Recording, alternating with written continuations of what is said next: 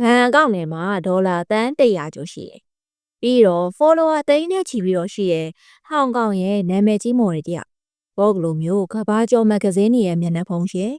ဒီလောက်ထိပြည့်စုံတဲ့ဘောပိုင်ဆိုင်ထားတဲ့မိန်းကလေးတယောက်က2023ခုနှစ်ဖေဖော်ဝါရီလ22ရက်နေ့မှာရုတ်တရက်ကြီးအစားနာမကြံဘူးပျောက်ကွယ်သွားခဲ့ပါတယ်။ဒီအမှုကိုစုံစမ်းစစ်ဆေးဖို့အတွက်ရာနဲ့ချီတဲ့ရဲရရှိပါဝင်ခဲ့ကြပြီးတော့ဟောင်ကောင်ရဲ့အထူးတပ်ဖွဲ့ဖြစ်တဲ့ Flying Tigers တွေတောင်မှပါဝင်ခဲ့ပါတယ်။ဒါပေမဲ့ဝမ်းနည်းစရာကောင်းတာကရှာဖွေမှုတွေပြုလုပ်ရင်းနဲ့3ရက်ကြာမှာသူတို့ရဲ့အသေးအတန်ရှာဖွေမှုကနေတဆင့်အရန်ရက်ဆက်ပြီးတော့ကြောက်စရာအရန်ကောင်းတဲ့အမှန်တရားတစ်ခုကပေါ်ပေါက်လာပါတယ်။လေလံမှုအကျဉ်းပြတ်ချစားမှုတွေနဲ့ပြည့်နှက်နေတဲ့ဒီရာဇဝမှုကြီးရဲ့နောက်ွယ်ကအဓိကတရားခံနေရတော့တကယ်လက်တွေ့ဘဝကကပ်ပါကောင်ပါရာဆိုင်မိသားစုပါပဲ။ဒီနေ့မှာတော့နတ်သမီးတို့တောင်မှတင်စားခေါ်လို့ရတဲ့ရုပ်လဲချောစိတ်ထားလေးအရန်လာတဲ့ဟောင်ကောင်ကနာမည်ကြီး influencer အဘီထွာရဲ့ဝမ်းနဲ့စရာအမှုကြောင့်ပြပြပေးတော့ပါမယ်။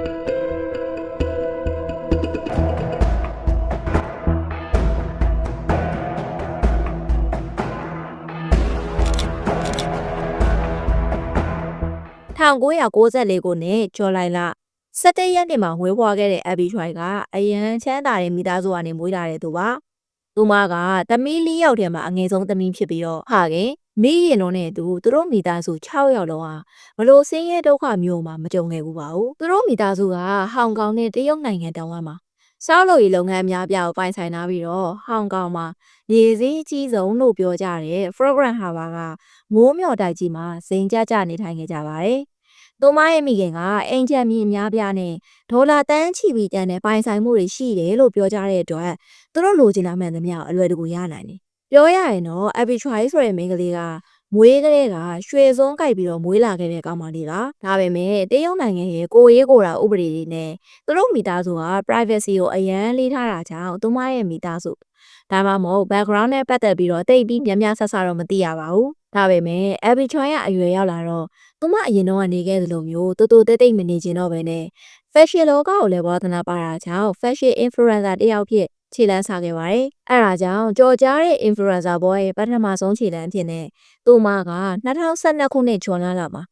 Instagram မှာပုံတစ်ပုံတင်ခဲ့တယ်။ကလေးသမီးဆိုတော့သူ့ရဲ့ပထမဆုံးတင်လိုက်တဲ့ပုံမှာ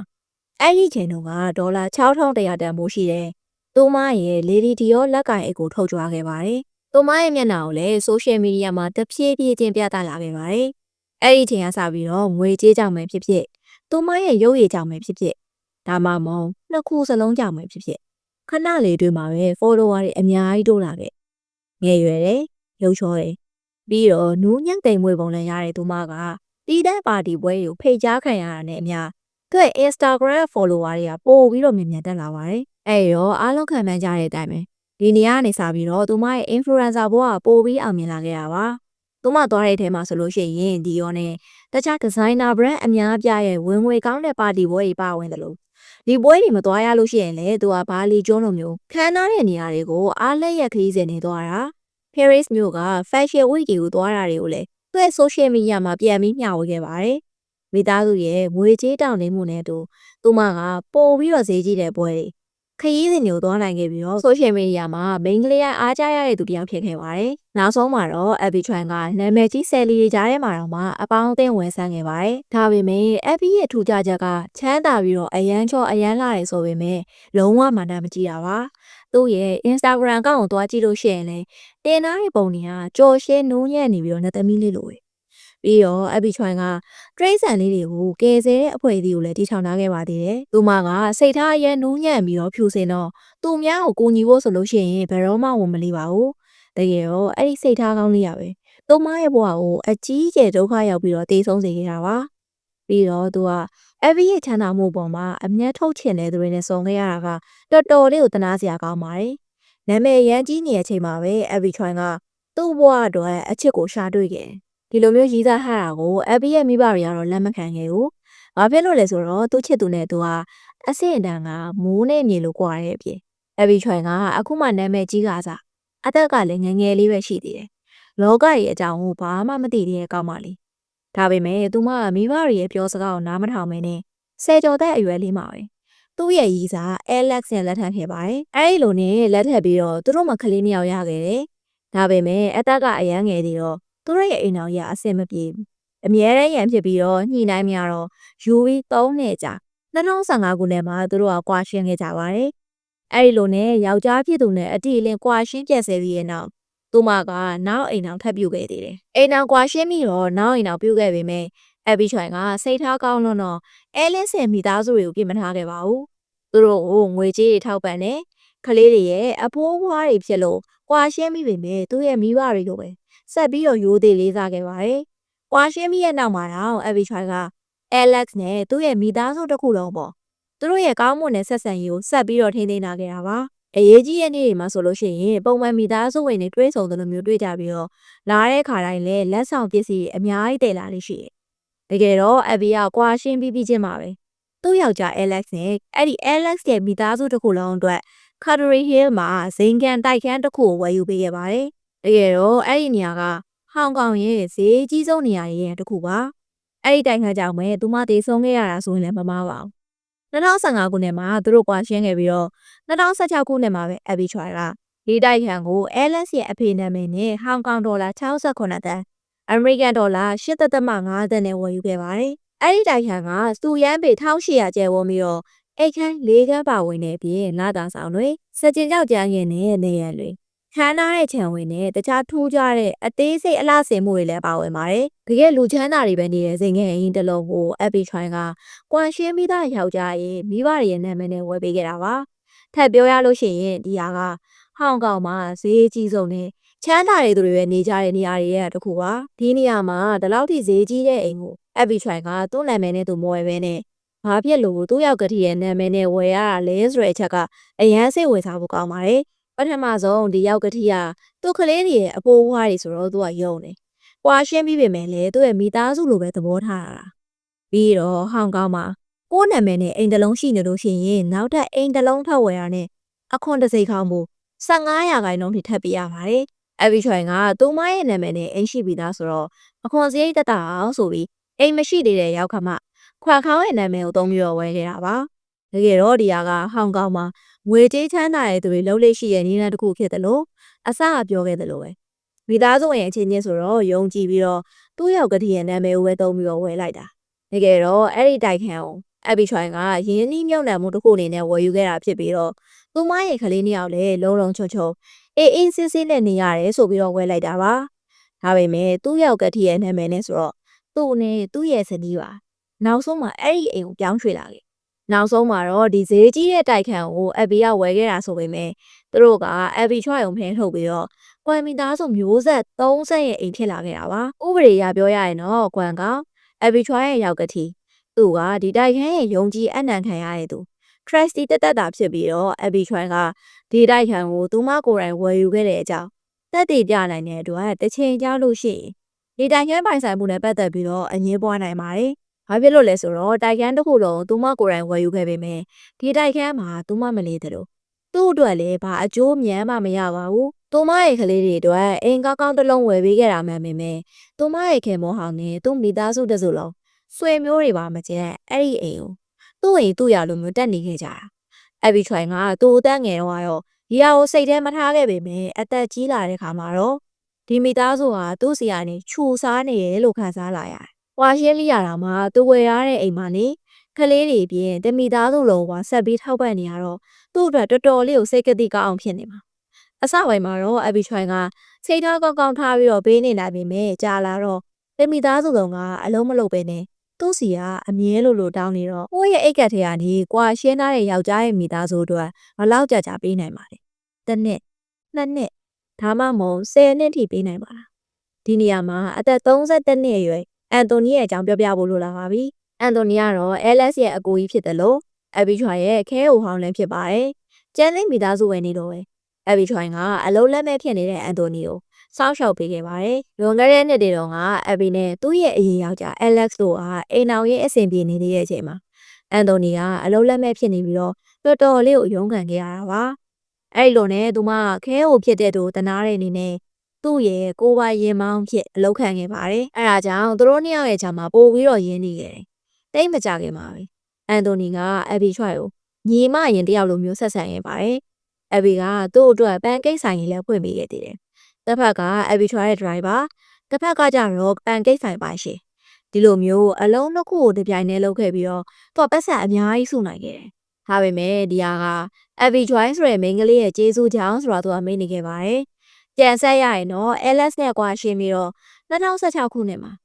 Abby နဲ့သူ့ရဲ့ချစ်သူအစ်စ် Grace Tam တို့ကတငယ်ချင်းတွေမိသားစုဝင်တွေပဲပါတယ်ခမ်းနားပြီးတီးတန့်ဆန်တဲ့မင်္ဂလာပွဲတစ်ပွဲကျင်းပခဲ့ပါတယ်။ပြီးခဲ့တော့ Abby Choi ရဲ့နောက်ရေးစာ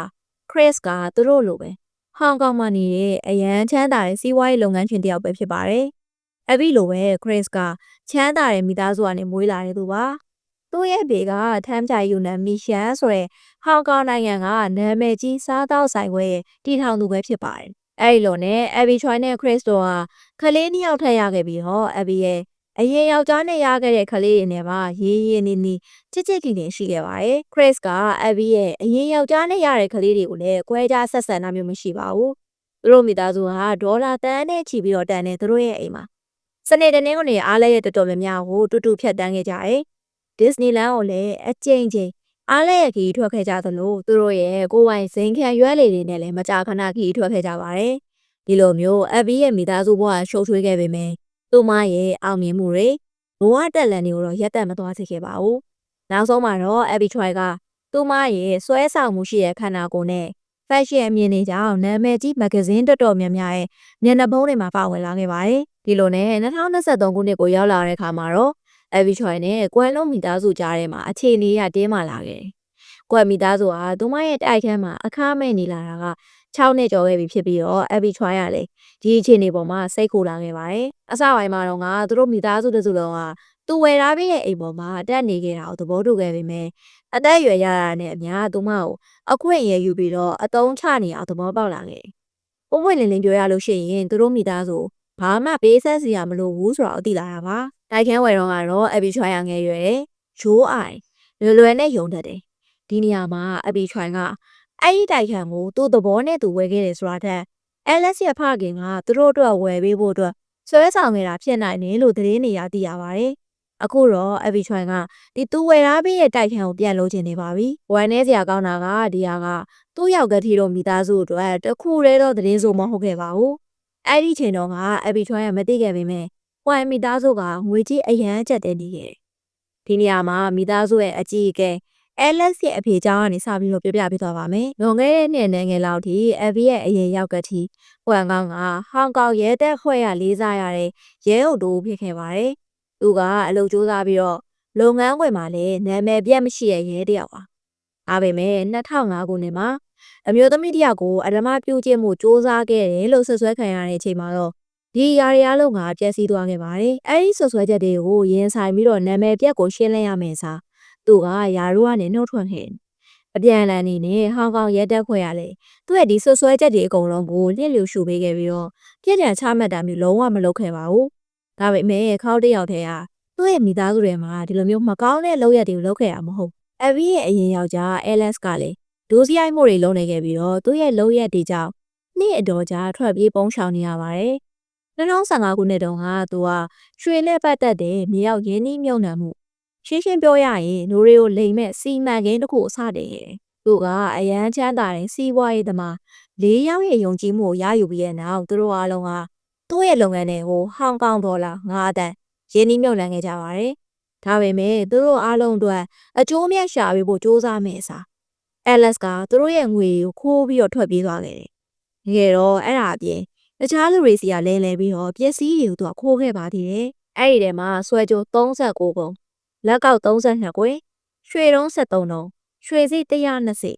ဆွဲကြီး6ခုနဲ့ရွှေ10ရက်သားတို့ပါဝင်ပါတယ်။အဲ့ဒါတွေအပြင် Alex ရဲ့အကိုအန်တိုနီကလည်းအကျွေးအများကြီးတင်ပြီးတော့အကျွေးနုံထဲမှာနစ်နေခဲ့တာပါ။ Abby ကသူ့ကိုရင်မောင်းနဲ့ပန်ကိတ်ဆိုင်ပိုင်ရှင်အဖြစ်အမျိုးမျိုးကူညီပေးခဲ့ပေမဲ့သူ့ရဲ့မစင်မချင်းသုံးဆွဲမှုတွေငွေကိုရေလိုသုံးပြပြီးတော့တထေးပုံစံဟန်ဆောင်နေရတာကသူ့ကိုမွဲပြကြသွားစေခဲ့ပါတယ်။သူ့ရဲ့ Instagram မှာဆိုလို့ရှိရင်လည်းအရန်ချမ်းသာတဲ့သူဖြစ်ဟန်ဆောင်ပြီးတော့လူတွေကိုလှည့်ပြခဲ့ပါသေးတယ်။အဲ့လိုနဲ့2019ခုနှစ်မှာတော့သူ့ရဲ့ဒေတာတွေမှန်ကသူ့တရားစွဲဆိုခဲ့တယ်။သူတို့မိသားစုထဲမှာ Alex ရဲ့မိခင်ကတော့စိုးသွဲမှုအ ਨੇ ဆုံးလို့ပြောနိုင်ပေမဲ့သူမကိုယ်တိုင်ကလည်းငွေကြေးပြဿနာတွေရှိနေခဲ့ပါတယ်။လွန်ခဲ့တဲ့3နှစ်ကပဲ တရားရုံးကနေသူ့ကိုလူမွဲဖြစ်ကြေညာခဲ့တယ်။သူတို့ကတော့မွဲပြကြပြီးစင်းရဲတက်ဆင်းရဲလာပြီးမြဲသူသားရဲ့အရင်မိန်းမဖြစ်တဲ့အဘီချွမ်ကြတော့နောက်ယောက်ျားယူပြီးတော့တဖြည်းဖြည်းရင်းကျက်လာတယ်။အရင်ကတည်းကပိုအောင်မြင်ပြီးတော့ပိုချမ်းသာလာတဲ့အပြင်နိုင်ငံတကာကအတိမတ်ပြူတာကိုခံရပြီးတော့သူ့ရဲ့ချမ်းသာမှုကဟောင်ကောင်ဒေါ်လာတန်း100ကျော်အမေရိကန်ဒေါ်လာ12တန်းတိရှိလာတာကိုသူတို့ကမနှာလို့ကြဘူးသူတို့မိသားစုရဲ့အမားတွေဆေးရဲပြီးမွဲပြကြသွားခဲ့တာတွေကအဘီနဲ့ဘာမှမဆိုင်ပေမဲ့သူတို့မိသားစုကအသက်လွတ်ကြီးသူမအောင်မုန်းတီးနေခဲ့ပါတယ်ဒီလိုမျိုးသူ့ကိုမနှာလို့တာအပြည့်မြင်နေတာတွေ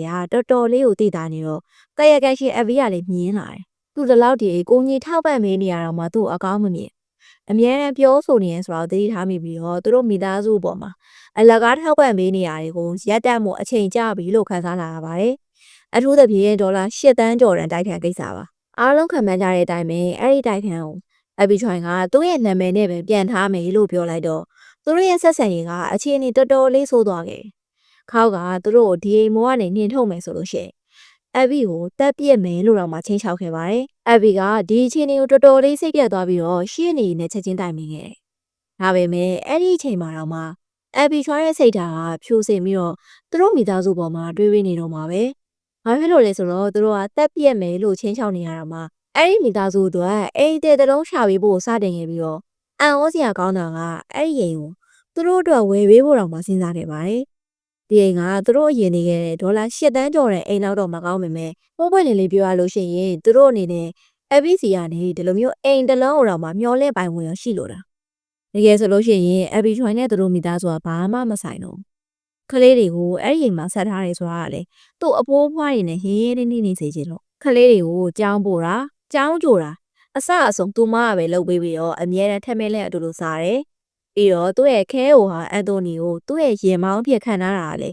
ကလေးတွေကြောင်းသွားကြောင်းမြန်မှာသူမစိတ်ချရတယ်သူမိသားစုဝင်တယောက်ကပါစီတင်လို့ပဲဖြစ်ပါတယ်ဒီနေရာမှာအန်ဟောစရာကောင်းတာကအဘီချွိုင်ကသူမရဲ့ခေမိုးဟောင်းနဲ့ရတဲ့ကလေးတွေရောခင်မွန်းတဲ့ရတဲ့ကလေးတွေကအမြဲတမ်းအတူတူဆော့ခိုင်းပြီးတော့ခရီးတွေအတူတူထွက်လေရှိတယ်။သူတို့၄ယောက်လုံးကိုလည်းမောင်နှမအရင်နေလို့မျိုးချစ်ခင်ရင်းနေအောင်လို့တင် जा ပေးခဲ့တာပါ။အဘီချွိုင်က LS နဲ့ရတဲ့သူ့ရဲ့ကလေးတွေကိုအရင်ယောက်ျားအိမ်မှာထားရဲဆိုပေမဲ့ကလေးတွေကိုစိတ်မထိခိုက်အောင်လို့မိရင်မြတ်တာအပြည့်အဝပေးခဲ့ပါတယ်။ဒါပေမဲ့ LS တို့မိသားစုကတော့ကပ်ပါကောင်လို့ပဲ။သူမရဲ့ချမ်းသာမှုတွေကိုအမြတ်ထုတ်ပြီးတော့ဂုတ်သွေးဆုံနေခဲ့တာပါ။ဒီဒေါ်လာ8တန်းတန်ကိုရောင်းပြီးတော့တခြားအိမ်တစ်လုံးဝယ်ပေးဖို့စီစဉ်နေတဲ့အဘီကသူမရဲ့အစီအစဉ်တွေအကောင့်ထဲပေါ်မလာခင်ပါပဲရုတ်တရက်ကြီးပျောက်ဆုံးသွားခဲ့ပါတယ်တိတိကျကျပြောရရင်တော့2023ခုနှစ်ဖေဖော်ဝါရီလ21ရက်နေ့အင်္ဂါနေ့မှာအဘီချွိုင်းကရုတ်တရက်ကြီးပျောက်ဆုံးသွားခဲ့ပါတယ်သူမကသမီးလေးကိုကြောင်းကြိုဖို့အတွက်နေ့လယ်ပိုင်းမှာထွက်သွားခဲ့ပေမဲ့ကြောင်းစင်းချိန်ခေါင်းလောင်းတိုင်မိတာတဲ့အထိအဘီချွိုင်းကသူ့ကလေးရဲ့ကြောင်းရောက်မလာခဲ့ပါဘူးဖုန်းလဲခေါ်လို့မရစာပို့တော့လည်းဘာမှပြတ်မဖြေတော့အကုန်လုံးကစိုးရိမ်လာကြတယ်။တကယ်တော့သူမရဲ့အလုံးနဲ့နေထိုင်မှုပုံစံအရအဘီချွိုင်ကဖုန်းကိုအမြဲသုံးနေရတဲ့သူဖြစ်ပြီးတော့ notification တွေနဲ့ဝင်လာသမျှဖုန်းခေါ်ဆိုမှုတွေအားလုံးလွတ်သွားရဲဆိုတာကတော်တော်လေးကိုထူးဆန်းပါတယ်။ပိုဆိုးတာကသူမရဲ့ social media account တွေကလုံးဝရပ်တန့်သွားနေတာ။အဲဒါကြောင့်2 နာရီကြာမှာပဲ။အဘီချွိုင်ပြောင်းဆုံးနေတဲ့အကြောင်းကိုရဲရီကိုတန်းကြားခဲ့ပြီးတော့အာနာပိုင်တွေကလည်းအမြန်ဆုံးစုံစမ်းစစ်ဆေးမှုတွေစတင်ခဲ့ပါတယ်။အားလုံးသိတဲ့အတိုင်းပါပဲဒီကဘာပေါ်မှာချမ်းသာတဲ့လူပုံထန်တွေဟာအထူးမြန်ဝန်ဆောင်မှုမျိုးကိုအမြဲရလိမ့်ရှိအဲဒါကြောင့် Aviation ပျောက်ဆုံးမှုအတွက်ရဲရရှိ150ကျော်ကဝိုင်းမိရှာဖွေပေးခဲ့ကြရဲဆိုတာကလည်းအံ့ဩစရာကိစ္စတော့မဟုတ်ပါဘူးဒီလောက်ဒီလူရင်းအများကြီးသုံးပြီးရှာဖွေခဲ့ကြတာဆိုတော့စုံစမ်းစစ်ဆေးရေးမှုတွေအတွက်ပထမဆုံးတဲလွန်ဆောင်ရဖို့အချိန်ဟာတိတ်မကြခဲ့ပါဘူးသူမကြောက်ဆုံးသွားတဲ့မိုးလွယ်ပိုင်းမှာသူ့ရဲ့အရာဝန်းနဲ့ကလုံခြုံရေးကင်မရာတစ်ခုမှဆိုလို့ရှိရင်အဘီချွန်ကအင်ကြီးလက်ရှိအဖြူဘောင်းမီအဖြူထင်ရတဲ့နဲ့အဖြူနဲ့ခရမ်းရောင်လက်ကင်အိတ်လေးကိုကင်နာတာကိုမှတ်တမ်းတင်ထားနိုင်ခဲ့ပါတယ်။ဗီဒီယိုမှတ်တမ်းရဲ့အချိန်အရသူမကသူ့ရဲ့သမီးလေးကိုကြောင်းသွားကြိုဖို့အတွက်စောင့်နေတာဖြစ်နိုင်ပါတယ်။အဲ့ဒါအပြင်သူ့ကိုလာကြိုးတဲ့ကားကလည်းအဘီချွန်နဲ့သူမရဲ့ရှင်မအန်တိုနီတို့အရင်တော့တုံးခဲ့တဲ့9ယောက်စီးကပါအဘီချွန်ကဒီကားကိုတက်သွားတာကို CCTV မှာတွေ့လိုက်ရတော့ခဲဟိုဟောင်းနဲ့သူ့မိသားစုတစုလုံးစစ်ဆေးမေးမြန်းခဲ့ပေမဲ့အရေးကြီးတာဘာတခုမှမသိခဲ့ရ။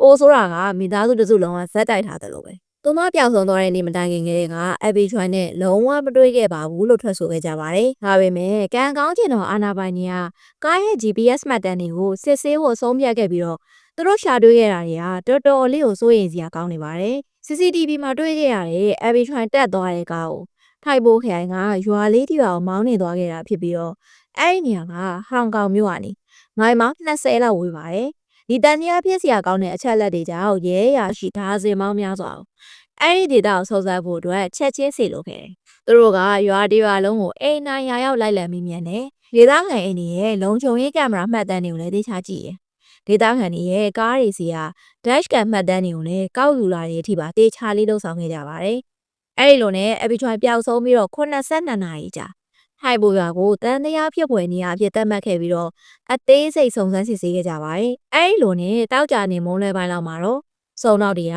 ကသုံးတက်တိုက်အိမ်တွေရဲ့ရင်းကြီးတဲ့တိုက်ခန်းတစ်ခုကိုပြစ်မှတ်ထားပြီးတော့ရှောက်ခွေနိုင်ခဲ့ပါတယ်ဒါပေမဲ့ဝမ်းနေစရာကောင်းတာကအထဲမှာတွေ့ရမယ်ကြောက်မက်ဖွယ်မြေအဝဲနေကိုသူတို့ကြုံမသိနိုင်ခဲ့ကြပါဘူးအဲ့ဒီခန်းထဲမှာကတေးသေးချာချာပြင်ဆင်ထားတဲ့မိဖို့ကြောင်လွယ်လို့ရှိရင်ကြံနဲ့အိမ်တစ်ခုလုံးမှာကဘာပရိဘောကားမှမရှိဘူး။ရဲမောက်တွေကျမ်းမြင့်နေနဲ့နေရန်တွေကိုကြတော့တာလက်ပတ်ဆိုင်နဲ့ဖုံးအုပ်ထားတယ်။ပြီးတော့ရေခဲတက်တာထဲမှာလေလူချေတော်နှစ်ဖက်ကိုတွေးခဲ့ရတယ်တဲ့။မိဖို့ကြောင်ထဲမှာဆိုလို့ရှိရင်လေအသားလေးဆက်လျှက်ဆက်လော့ခုတ်တဲ့ဓမ္မအကြီးအသားဆင်းတဲ့ဆက်တွေညနာကားတွေနဲ့မိုးကအင်ကြီးတွေကိုပါတွေ့ခဲ့ရပါတယ်။ပြီးတော့အဲ့ဒါတွေထပ်ပို့ပြီးတော့ကြောက်စရာကောင်းတာကမိဖို့ကြောင်ထဲမှာရှိတဲ့မိဖို့ပေါ်မှာပေါ်ပွဲဆူနေတဲ့ဟင်းကြိုအိုးကြီးနှစ်အိုးကိုလည်းတွေ့ခဲ့ရတယ်။အဲ့ဒီအိုးတွေမှာဆိုလို့ရှိရင်လူဦးကောင်းမွန်တစ်ခုနဲ့နံရိုးတချို့ထည့်ပြီးတော့ပြုတ်ထားတာပါ။အာနာပိုင်းကြီးကဒီလိုမျိုးကြောက်စရာအရန်ကောင်းတဲ့မြင်ကွင်းကြောင့်တော်တော်လေးကိုလန့်သွားခဲ့ကြ။အဲ့ဒီတဲ့ကိုရဲဌာနဘက်ကထုတ်ပြန်လိုက်တာနဲ့တပြိုင်နက်တနိုင်ငံလုံးနောက်ဆုံးကဘာတဝဲလုံးကလူတွေအကုန်လုံးကဒေါသထွက်ခဲ့ကြပါတယ်။ဒီလိုမျိုးမတင်ကားစရာလူချေရောက်တဲ့လူဦးကောင်းမွန်တွေကိုဒီအိမ်ထဲမှာရှာတွေ့သွားတာဆိုတော့အဲ့ဒီနေရာပတ်ဝန်းကျင်ကလုံခြုံရေးကင်မရာအားလုံးကိုစုံစမ်းစစ်ဆေးခဲ့ကြတယ်။အဲ့ဒီနောက်မှာတော့Abby Choiရဲ့အရင်ယောက်ျားမိသားစုဝင်တချို့ရဲ့တန်တရားဖြစ်ဖွယ်အပြုတ်မှုတွေကိုရှာတွေ့ခဲ့ပါတယ်။အဲ့ဒါကြောင့်Abby Choiရဲ့ကြံနေသေးတဲ့ခန္ဓာကိုယ်အစိတ်ပိုင်းတွေကိုရှာဖွေဖို့ဆိုပြီးတော့အဲ့ဒီအိမ်သားပတ်ဝန်းကျင်ကိုဟောင်ကောင်ရဲတပ်ဖွဲ့ဝင်100ကျော်ပိုက်စိတ်တိုက်ပြီးတော့ရှာဖွေခဲ့ကြတယ်။အဲ့ဒီရဲမှာကျွမ်းကျင်ရင်ကုန်သမားတွေအနက်ခံခွေးတွေနဲ့ drone တွေထိပါဝင်ခဲ့ပါတယ်။ဒါပေမဲ့ဝမ်းနည်းစရာကောင်းတာကအဲ့ဒီအိမ်ထဲမှာသူတို့ရှာတွေ့ခဲ့တဲ့ဟာတွေကလွဲလို့တခြားခန္ဓာကိုယ်အစိတ်ပိုင်းတွေကိုထပ်မတွေ့ခဲ့ရပါဘူး။ Abby ရဲ့ခန္ဓာကိုယ်အစိတ်ပိုင်းတချို့ကိုလုံးပိုင်းလက်ချောင်းတွေကပျောက်ဆုံးနေစေပဲဆိုတော့ဟောင်ကောင်ရဲတပ်ဖွဲ့က North East New Territory Landfill လို့ခေါ်တဲ့အမိုက်ပုံမှာရက်ပေါင်းများစွာရှာဖွေခဲ့ကြတယ်။ရဲရရှိတရားကျော်ကအကာအကွယ်ဝတ်စုံတွေကိုဝတ်ပြီးတော့တန်ပေါင်းများစွာရှိတဲ့အမိုက်တွေချားရနေAbby Choiရဲ့တခြားကြံတဲ့ခန္ဓာကိုယ်အစိတ်ပိုင်းတွေကိုအသေးစိတ်ရှာခဲ့ကြတာပါဒီလိုမျိုးလူဝင်ကအများကြီးသုံးပြီးရှာခဲ့ရတော့မှဝမ်းနေစရာကောင်းတာကAbbyရဲ့တချို့အစိတ်ပိုင်းတွေကိုအခုထိပြန်မတွေ့ရသေးပါဘူး CCTV တွေနဲ့ကား dash cam မှတ်တမ်းတွေအရသူမရဲ့တေဆုံးမှုအတွက်ကွမ်မီသားဆိုတာတာဝန်ရှိတယ်ဆိုတာထင်ရှားတယ်လို့ပိုပြီးရအောင်စရာကောင်းတာကသူမရဲ့ကလေးတွေကလွယ်လို့ရှိရင်အဲ့ဒီမိသားစုတစုလုံးကဒီအမှုမှာပါဝင်ပတ်သက်နေရပါပဲ။ဒါဆိုရင်လူတိုင်းသိချင်နေကြမယ့်မေးခွန်းကတော့Abby Choiပျောက်ဆုံးသွားတဲ့နေ့မှာအတိအကျသူမဘာတွေကြုံခဲ့ရတာလဲဆိုတာပါပဲ။အဲ့ဒါကအခုအချိန်ဒီဒေတာရတဲ့လောက်ကတော့အဲ့ဒီနေ့Abbyမပျောက်ခင်အင်္ဂါနဲ့မိုးလွဲပိုင်းလောက်ချိန်မှာAbby Choiဆိုတဲ့မျိုးသမီးကသူ့ရဲ့သမီးဖြစ်သူ Harrow International School ကနေတွားကြိုဖို့အတွက်သူ့ရဲ့ driver ခဲဟိုဟောင်းအန်တိုနီကသူ့အခုလက်ရှိနေတဲ့ Abby ရဲ့အိမ်ကိုလာကြိုဖို့စီစဉ်ခဲ့တယ်။အဲ့ဒီအချိန်မှာအန်တိုနီနဲ့ကျန်တဲ့မိသားစုတစုလုံးကကျွေးမွေးပြီးတော့အိမ်တစ်လုံးလုံးကိုအလကားနေဝင်ပေးရတဲ့ကျေးဇူးကိုမှမထောက်ပဲနဲ့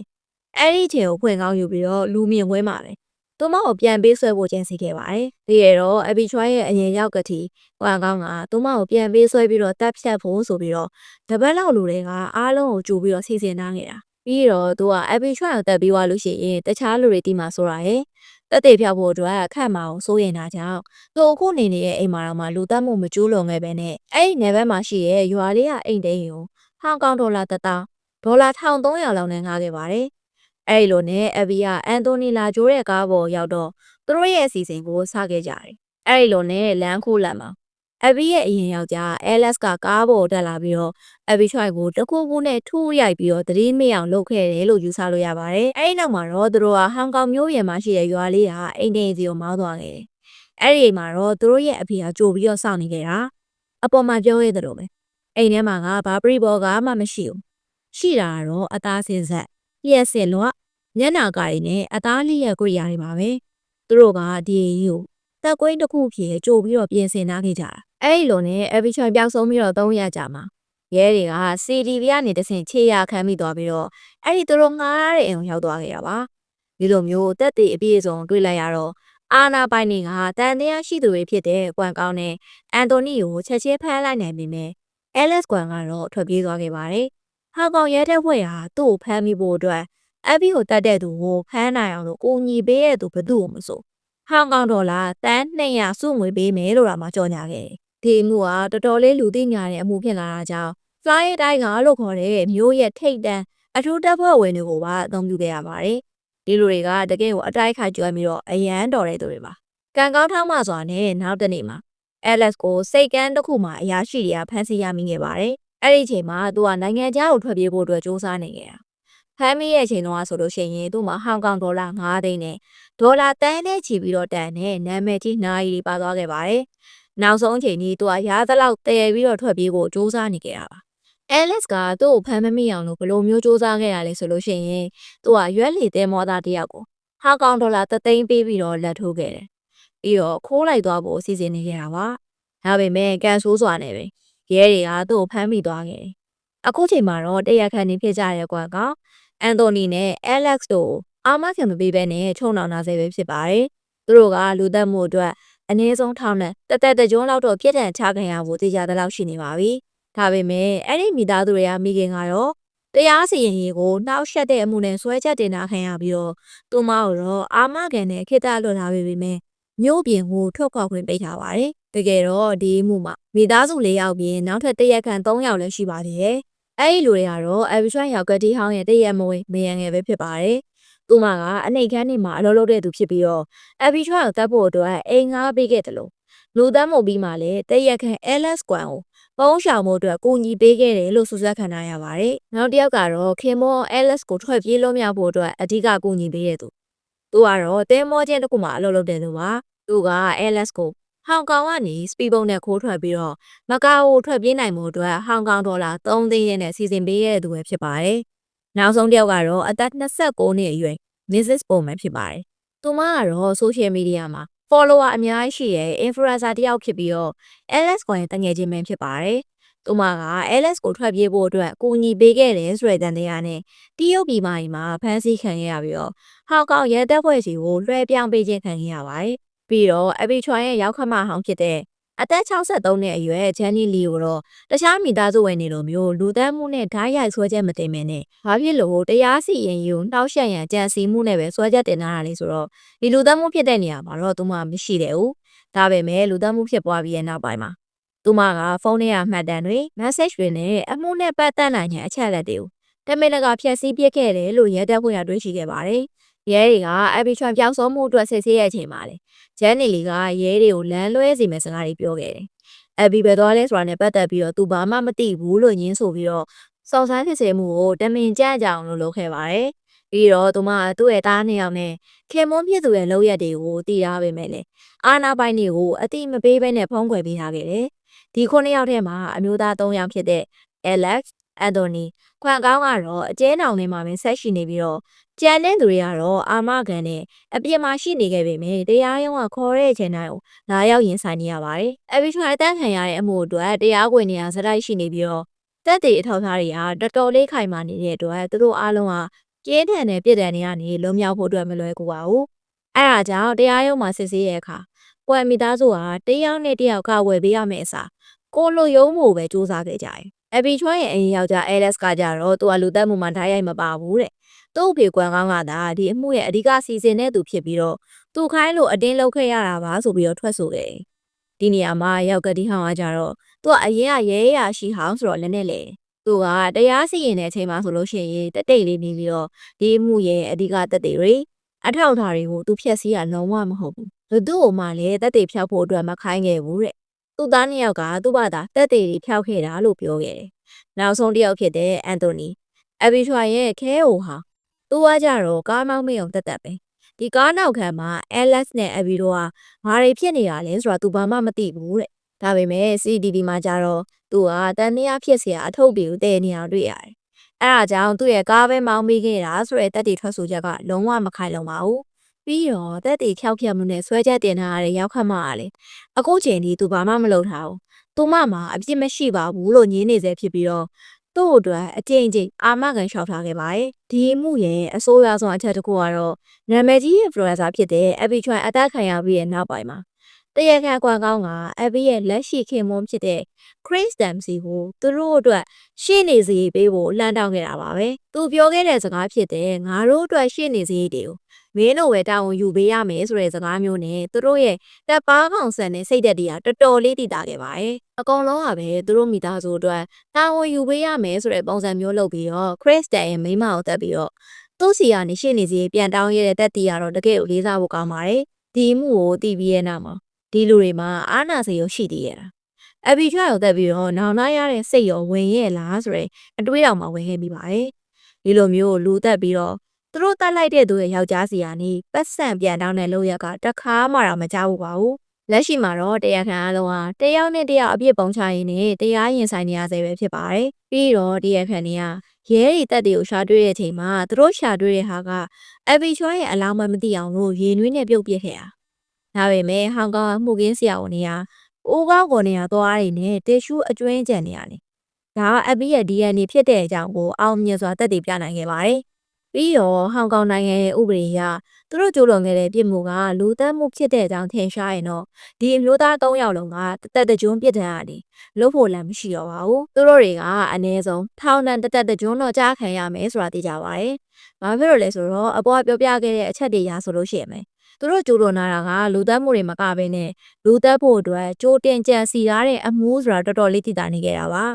အဘီချွိုင်ရဲ့ကြံခဲ့တဲ့ကလေး၄ယောက်လုံးကိုတော့သူမရဲ့လက်ရှိထွေမှုဖြစ်တဲ့ Chris Dam နဲ့ Abby ရဲ့မိခင်တို့ကစောင့်ရှောက်ထားပါတယ်။ Chris က Abby အတက်ခံရပြီးတဲ့နောက်မှာသူမရဲ့ကလေး၄ယောက်လုံးကိုသူ့ရဲ့ကလေးတွေလိုပဲအကောင်းဆုံးပြုစုပြောထောင်သွားမယ်လို့ကတိပေးခဲ့ပါတယ်။ဒီဟာက Abby ရဲ့စိတ်ထားကောင်းမှုကြောင့်သူမအပေါ်ပြန်လည်ရရှိတဲ့မေတ္တာဆေးလို့တောင်ပြောလို့ရပါတယ်။ပြီးတော့ Abby ရဲ့မိသားစုတွေလုံးပေါ်ကိုင်းမက်တွေနဲ့သူမရဲ့လက်ရှိခင်ပေါ် Chris Dam ပါဝင်တငယ်ချင်းများပြားစီကနေသူမတည်ဆုံးသွားတဲ့အတွက်ဝမ်းနေတဲ့အကြောင်းစာရီအများကြီးပေးပို့ခဲ့ကြတယ်။တငယ်ချင်းတယောက်ရဲ့ပြောကြားချက်ရဆိုလို့ရှိရင် Chris က Abby Choi ကိုသူမကတခြားလူတွေကိုအမြဲတမ်းကိုညီချင်းစိတ်ရှိပြီးတော့သူ့ကိုအမြဲတမ်းထောက်ခံအားပေးချစ်ခင်နဲ့ကျင်နာတတ်တဲ့သူတယောက်ဆိုပြီးတော့အမြဲတမ်းပြောတတ်တယ်တဲ့။သူမနဲ့တွေ့ဆုံဝင်ရခဲ့တာကိုပဲသူကအရန်ကျေးဇူးတင်တဲ့အကြောင်းနဲ့အခုလိုမျိုးလောကကြီးရဲ့ကနေ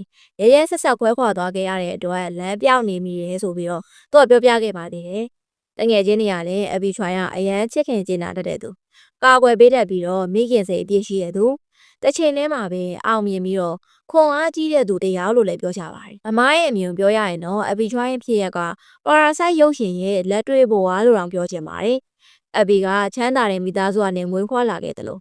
fashion နဲ့သူမရဲ့ကိုယ်ပိုင်ဟန်ကိုပေါင်းဆက်တဲ့နေရာမှာဆိုလို့ရှိရင်လည်းအရန်တော်ပါတယ်။ဒီအချက်နှစ်ချက်ကပဲသူမကိုကဘာပေါ်မှာလူသိအများဆုံး fashion icon တစ်ယောက်ဖြစ်လာစေခဲ့တယ်။ဒါပေမဲ့ဒီလိုမျိုးကြော်ကြားမှုချမ်းသာမှုနဲ့အောင်မြင်မှုတွေရှိနေတဲ့ကြားရပဲ။သူမကသူမရဲ့ချစ်ရတဲ့သူတွေ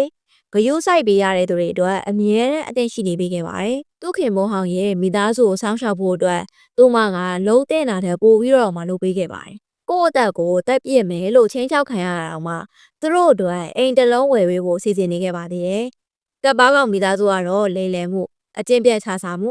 ကိုထိလိုက်ရောက်ကျိုးလွန်မှုနဲ့နောက်ဆုံးအခုလူတန်းမှုအထိပါကျိုးလွန်ခဲ့ကြတဲ့အထိတော်တော်လေးကိုစိတ်ဓာတ်ယုံညံ့တဲ့မိသားစုတစုပါဒီလိုလူတွေနဲ့ကြုံခဲ့ရတာကပဲAbby Choi ဆိုတဲ့မိန်းကလေးတို့တကယ်ကိုကန်ဆိုးမိုးမောင်ကြမှုတွေနဲ့ကြုံခဲ့ရတာပဲဖြစ်ပါတယ်သူတို့ပေါ်ပေးဆက်ပြီးတော့ကျင်နာတတ်တဲ့အမျိုးသမီးရဲ့နောက်ွယ်ဟာချမ်းသာကြွယ်ဝမှုတွေ